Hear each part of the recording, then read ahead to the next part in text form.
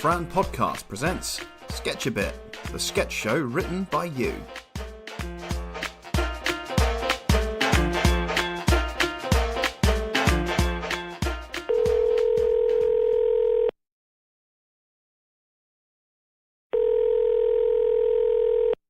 Yes, hi. I'd like to book a seat on your flight from Newcastle to Paris. Oh, would you now? Yes, on the 15th of November, the 7:30 flight.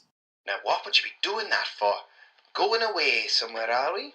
Yes, it's the one advertised on your website for 1 pence. Okay, I get it. Now, you're wanting to be booked on an airplane, did you say? For 1 pence? But Jesus, I don't know how we do it. Roisin, do we have any of them flights for 1 pence left over? Oh, that's good. You're in luck, fella. We got 2 seats on that flight. Which one do you want? Oh, any will do. Go on, choose. Just anyone. So you're wanting the left one, is it? Oh, he wants the left one. Unfortunately, sir, that one's a bit more expensive than a penny. How much more?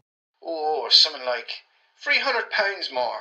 How much? Now there you go, ranting and raving. It's all your own silly fault. You should have chose the one on the right. That one's a penny, not yours. How could you be so stupid? How could I...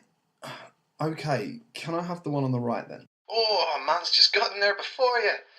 He's a lucky so-and-so to be sure. All that way for a penny.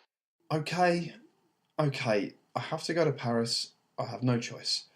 I'll book the seat, okay? Now then, would it be a credit card, sir? Debit card? Oh, no, that's even worse.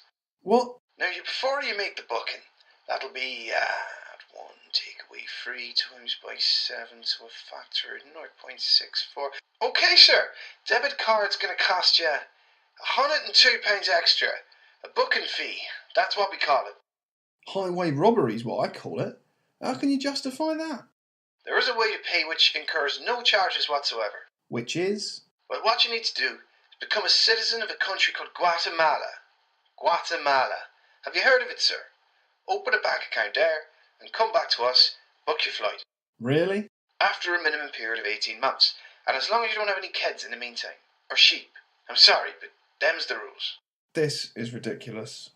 I know, sir, but we've nearly finished, and you'd love so much to be on our lovely plane. Now then, sir, will you be requiring any oxygen at all on the plane?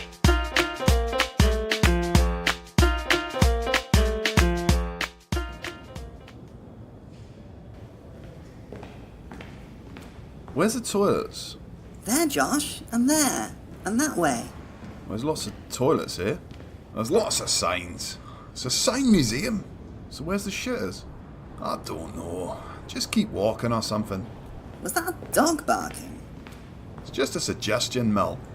We passed a sign saying, guard dogs patrol this area. I'm sure I heard a bark. It's very echoey. Probably just someone shifting a chair somewhere. I haven't seen any dogs. It's a sign, Josh, in a sign museum. If we don't find a toilet soon, they'll need a sign saying, warning, wet signs. They march round with like rifles on their shoulders. Who? The dogs patrolling the area. It wouldn't be legal, not in this country. They haven't got shoulders. I was just kidding. Don't be so literal. Look, exit. It's a sign saying exit. It could be for an actual exit. What's it say underneath? From an unknown exit, circa 1950. Maybe it's there to fool you into thinking there isn't an exit. Who said, don't waste money on the museum guide? There weren't any guides. It was just a sign. Was it a booklet or a person to follow round? Or an app? It was just a sign. There weren't any of those things. Should we leave like a trail of breadcrumbs or something? Anyone got any bread? No, unsurprisingly, no one's got any bread. Let's develop the idea. We can't do breadcrumbs, but if we unravel, we aren't brainstorming, Josh. That's just work shite. We're having educational leisure. Educational leisure? I'm just learning why you should stay away from museums. We should have done a brewery tour, like I said. We've done that already, Josh. Josh? Josh? He fell down a trap door. Seriously? A trapdoor roped off with a sign saying no entry. And cars parked at owner's risk and open. Can anybody hear me? Hello? Can anyone hear me? Josh? Think I've broken my leg. What's it like down there? Can you see a way out? It's damp. And I think I found the guard dogs.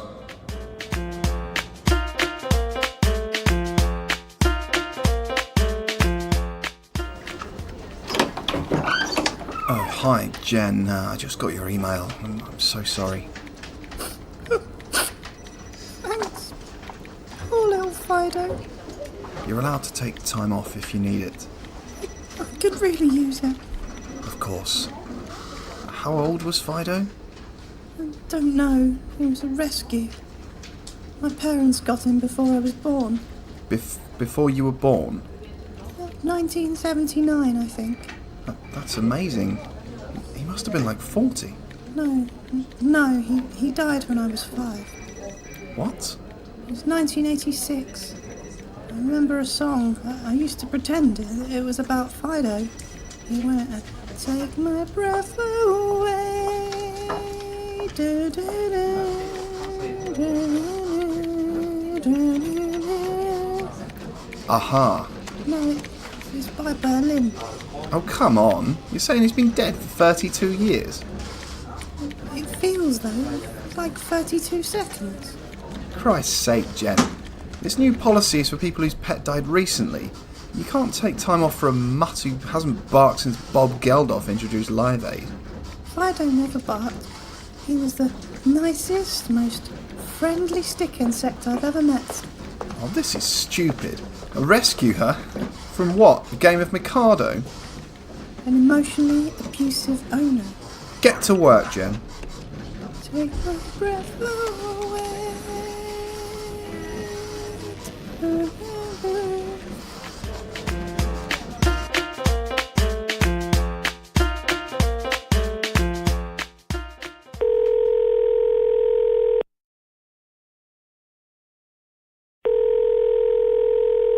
You're through to Fit Quick. Your call is in a queue and will be answered shortly.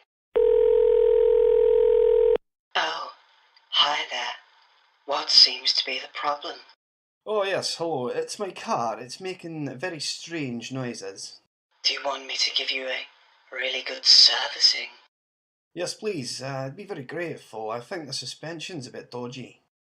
You probably need some lubrication. I think I do. I need lubing all over. I can do that. With pleasure. I'll probably need to check your chassis as well. Yes, please. Have a good rummage in my undercarriage. Anything else? There's a strange clunking sound when I go over a hump. That could be your ball joint. Is that serious? It could be. I'll need to jack it up first. Do you want me to check the oil? Definitely. I'll just need to get your dipstick out and have a good look. My friend said that the drive shaft might be damaged, and I need a top quality replacement. No problem. I can give you a good shaft if you need one. How do you want me to pay? Don't worry about that. I can be very, very flexible. My neighbour said you'd bend over backwards to give good service. That's nice of them. I'll strip it all down and have a good look. Great. Hello, Fit Quick customer line. Well, hello? Who was I just talking to? Oh, sorry, sir. That was our new on-hold entertainment for male callers. How would you rate it out of 10? 0 being angered and 10 being close to climax. Oh, I liked it. I liked it a lot. Give that a 10. Very good, sir. I've put it on your survey. Now, do you have a car-related issue today? Well, yes, my car's making a noise somewhere. I was hoping you could put me in for a service somewhere near Redditch. Of course, sir. I'll put you through to the Redditch branch. My apologies if you found the entertainment uncomfortable. Our sales are down and the company's trying a lot of new gimmicks. Killing our simple mechanics trade, they are. Anyway, putting you through. Hi, I'm Jasmine, and you're through to Redditch Fit Quick.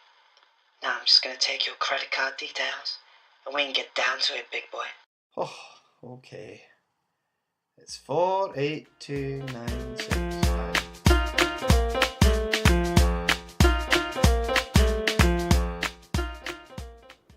Okay, Mr. Harris, I'm just going to examine your prostate. You'll feel slight discomfort, but nothing to worry about. Oh, okay.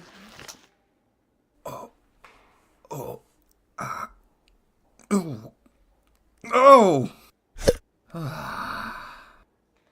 Well, Mr. Harris, you'll be pleased to hear your prostate is healthy.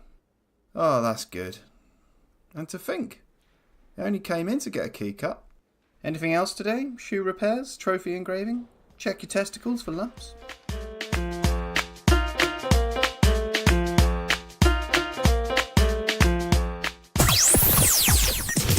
You're listening to General Infirmary FM, and that was a special request for Gladys Featherstone in Orthopedics, who texted us earlier to say she was desperate for hip-hop. Oh, hang on, sorry. It says she's desperate for her hip-hop. Never mind.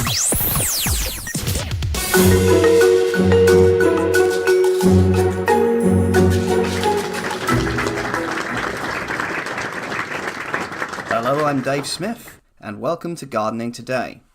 We need you to ring in with your gardening questions for our expert, Tony Parker. Let's hear our first caller. Yeah, I've got a question for Tony. Hi, thanks for calling. Have you got a blight on your begonias? Are your hydrangeas causing a headache? Well, not exactly, Dave, not exactly. My question for Tony is my wife keeps nagging at me to cut the grass every week, and I can't be bothered. What can I do? Bit of a left field question there for you, Tony. Have you got an answer for that? Well, bit of an unusual request. All I can say is make sure you've got the mower on the lowest setting, so it doesn't grow back so quickly. Good answer, Tony. Let's see if anyone else out there is having trouble with their tulips or bother with their brambles. We've got Richard White on the line. Hello, Richard. My question for Tony is, my partner wants to chop a big tree down. I mean, she says it's blocking the light, but I want to keep it because it attracts birds to the garden. Another tricky one for you, Tony. Bit different to the questions we normally get today. Yeah, a bit off the wall. I'd recommend lopping off some of the bigger branches so it allows sunlight through, but still leaves access for the birds to perch. Good answer, Tony. Now, anyone out there need expertise for their elderflowers or advice on their aspidistras? We've got Bill Swithin on the line. Bill. Yeah, Tony, my issue is in the summertime. My missus wants me to get cracking in the garden, but all I want to do is just sit back and watch the footy with a nice cold beer. Any ideas?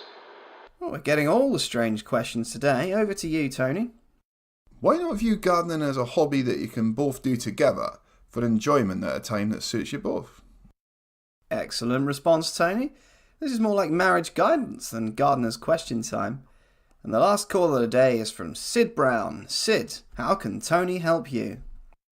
Well, yes, I've been trying to cultivate runner bean crop for the last 3 years at the top of my garden. And for the life of me, I can't produce a single vegetable up there. I don't know what to do. At last, a normal question, Tony. I've had a bit of a think over the last few callers. And my advice is to totally dig your garden up, pave over it with concrete slabs, get some decking down with a few potted plants, and get the lads round to watch the footy on Sky.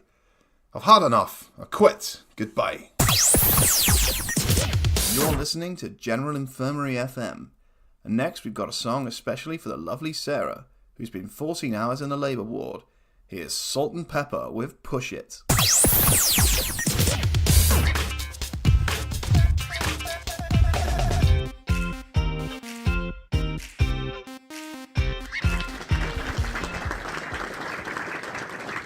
Good evening, ladies and gentlemen, and welcome to Saturday Night Showbiz, the show about showbiz on Saturday night. My guest this evening is Dick Staines. He's an impersonator of our best loved celebs and Victoria Beckham. Hello, Dick. I ain't me.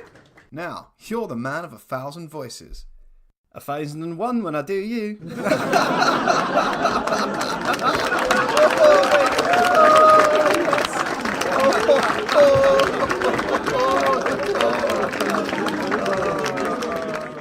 And I hope tonight you really do make an impression.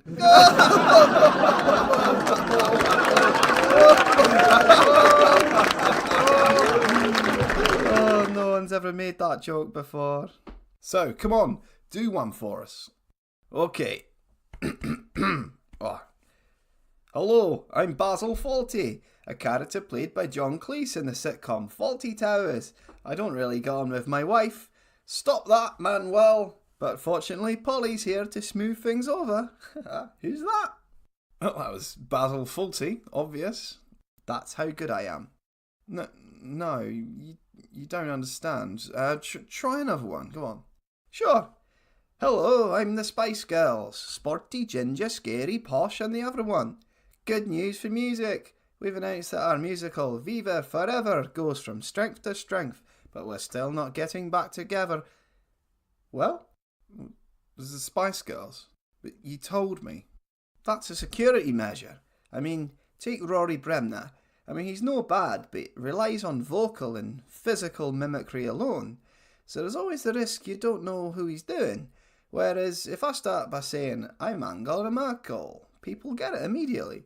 Then I can go, I'm Bin Laden now. People will know straight away and they'll enjoy the gags.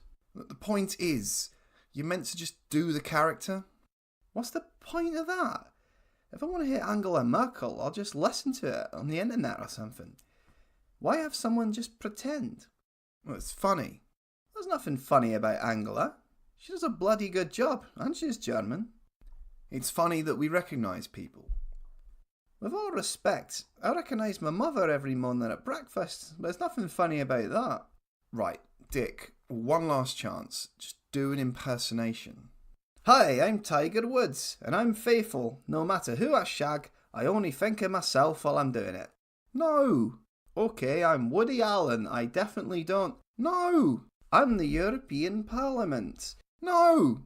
Will you fucking shut up and let me just fucking speak, you fucking fucker? Gordon Ramsay. You're listening to General Infirmary FM, and that was Celine Dion's My Heart Will Go On, played especially for all the wonderful staff working hard in the cardiology department. Next up, it's Jerry and the Pacemakers.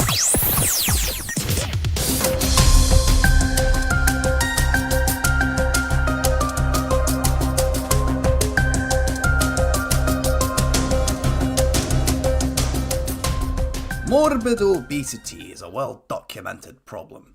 However, it is all too often evaluated by the use of graphs and ratios, which often fail to display the humanity of the issue. Tonight, on Mike in the Midlands, we assess how two morbidly obese people view other people's perceptions of them. I am at the home of Ken Davis, a 40-stone wildlife TV enthusiast who lives with his 35-stone wife Donna above a kebab shop in Dudley. Both have been diagnosed by healthcare professionals as being morbidly obese, a claim they both refute out of hand. That's right, Mike, because we're not. Donna, the reality is that you are 4'11" and weigh over 35 stone, yet you refuse to accept that you're morbidly obese. I'm 5 foot, actually, Mike, and I could clearly do with losing a few pounds, but I've never been morbid, Mike. If I was morbid, why would I get things like this? Yeah, this is a Christmas card. It's a Christmas card from the staff of the kebab shop underneath us, that is. I wouldn't mind where they're from. They don't even celebrate Christmas, but they went to the trouble of sending us a Christmas card. Go on, read it. It says, to Ken and Donna, the funniest customers in the world. It's signed Agram and Gupta. So as you can see, there's no way we're morbid. Every time we placed an order on the phone, we'd crack jokes with them and everything. You order by phone, but it's at the foot of your stairs. Well, we used to go down before we got the bucket. When we did, Donna used to do impressions and everything while we were waiting. We had 'em in stitches. Donna, do your cellar for 'em. I'll have 4 kebabs, 3 deep-fried chickens, chuck and a Laura chips. You'd think that was really silly, wouldn't you? Oh, they used to crack the lads behind the counter up every time. You said something about a bucket? Yeah, we use that now as it saves us having to go down. I just dropped the bucket out the bog window and they put our order in it. It used to be easier when we used the lounge window, as you never missed any telly while you pulled it up, but then drunks started swinging on the rope and stuff was going missing from our order. It's a bit of a pain having to go right to the bathroom and to use the back window, but it's a lot safer. Like I said, some of the order was going missing. How often do you order food in this fashion? Every night except for Tuesdays. It's pizza night. The lad brings that round and I drop the key to him when he comes up and we tip him. Donna sometimes hides behind the couch and pretends to be a big dog. I cracks him up. Donna, do your dog impression. Woof, woof, grr, grr. You should see the lad's face every time. And we always give him £2 tip. It's only fair, 'cause we save £4 by ordering on 2 for Tuesdays. And we save another £3 because we don't have any salad or any veg on the pizza. You don't eat salad or vegetables? Can't stand that muck. Do you eat much fruit? I always have pineapple on my gammon, and Ken loves apple donuts. Do you exercise at all? I had a bike once, but it got a flat tyre, so I never bothered after that. And where is the bike now? I wish I knew. Those choppers sell for a bomb these days on the internet. Ken, you are, by your own admission, 40 stone. Surely you can see why you would be classed as morbidly obese. No, I don't, Mike. I really don't. Ken, at the risk of sounding rude, there is no escaping the fact that you're fat. I know I'm fat, Mike. No one's disputing that. But I'm not morbid, and neither's Donna. And that's our point. These modern day quacks want a new name for everything. So they're calling perfectly happy fat people morbid. And that's wrong, that is. Here, while we're on the radio, I'll get Donna to do the Queen. Donna, do your Queen impression. My husband and I would like to thank all of the There you people have it. who've Ken helped and to look Donna, after a couple the who readily Morehouse over accept the that they're years, overweight, because we but have vigorously been refuse to be and labelled as it's my morbid. Christmas message I'm Michael Moffat, so and you have been if you watching wouldn't mind Mike in the Midlands. watching while you eat.